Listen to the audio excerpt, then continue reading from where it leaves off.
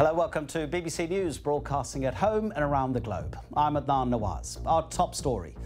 Voting is underway in Australia as the opposition leader, Tony Abbott, bids to unseat the Prime Minister, Kevin Rudd.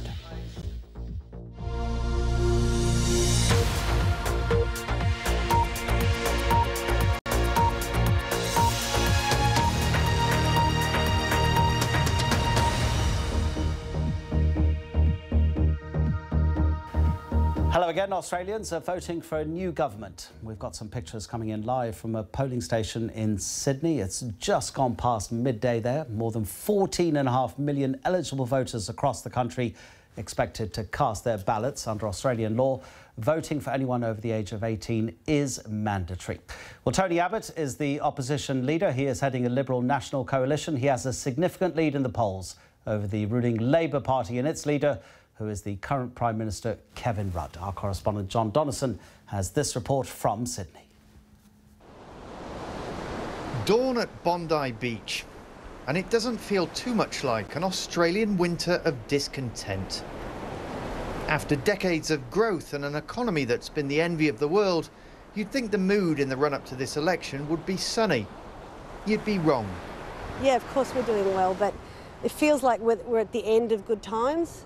Yeah, we're almost giving the Poms a run for their money on the whinging side, aren't we? I mean, everything's pretty good. Patrolling club member, Tony Abbott. But this is the man who says they're not as good as they used to be. Tony Abbott may not look prime ministerial, resplendent in his famous budgie smugglers, but the Conservative opposition leader is favourite to win.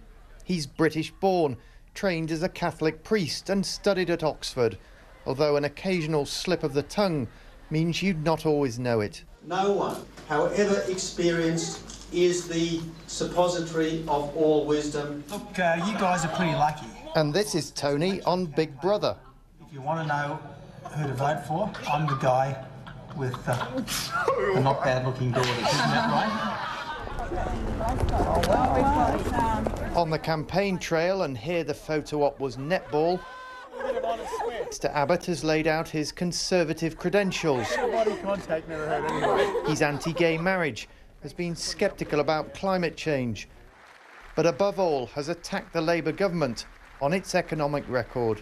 If you want a government which is fair income, if you want a government which gets it when it comes to the economy, well, you've got to change the current government. Hi, John Donnison, BBC. This campaign is now coming to a close, but throughout it, Tony Abbott has been asking a pretty simple question. Do Australians think the country is in a better place than it was 6 years ago when Labor came to power? The polls suggest the answer is no. Good morning, guys. How are you? His opponent, the Prime Minister Kevin Rudd, has tried to keep a spring in his step. But his message that Australia is doing relatively well amid globally tough economic times has perhaps been harder for voters to grasp. Labour's been damaged by infighting. It's only months since Mr Rudd wrestled back control from his rival Julia Gillard, the woman who'd ousted him as Prime Minister a few years earlier. Life here is not too gloomy, but if the polls are to be believed, Australians are looking for a change, and that would mean a shift to the right. Tony Abbott is on the rise. Kevin Rudd is fighting to avoid a wipeout. John Donnison, BBC News, Sydney. Let's round up some of the other top stories. And divisions remain as wide as ever over Syria at the end of her G20 summit in Russia. President Putin restated his belief that military intervention in the country would be a breach of international law. President Obama said he believed international security would be damaged if no action was taken. The host city for the 2020 Summer Olympics is going to be decided this Saturday. Madrid, Tokyo and Istanbul are the three contenders. The International Olympic Committee is also going to select a new president during the meeting in Buenos Aires. Researchers in the United States are starting human clinical trials of a vaccine implant which targets skin cancer. The implant is placed under the skin. It then reprograms a patient's immune system to destroy cancerous melanoma cells.